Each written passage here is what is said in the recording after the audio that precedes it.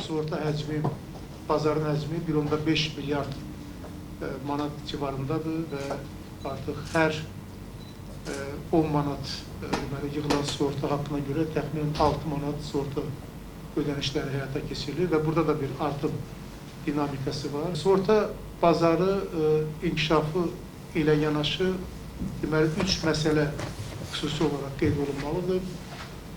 Bunlardan biri deməli tənzimləmə mühiti məsələsidir. Artıq Mərkəzi Bank həm 22-26 strategiyası, həm də özünün qəbul elədiyi maliyyə bank sektorunun inkişafından bağlı strategiyada sığorta bazarının tənzimləməsinə bağlı məsələləri ehtiva edir və mütəmadi şəkildə bu istiqamətdə siyasətini həyata keçirdir. İkincisi, sığorta bazarında biznes modelidir. Üçüncüsü isə texnologiyadır.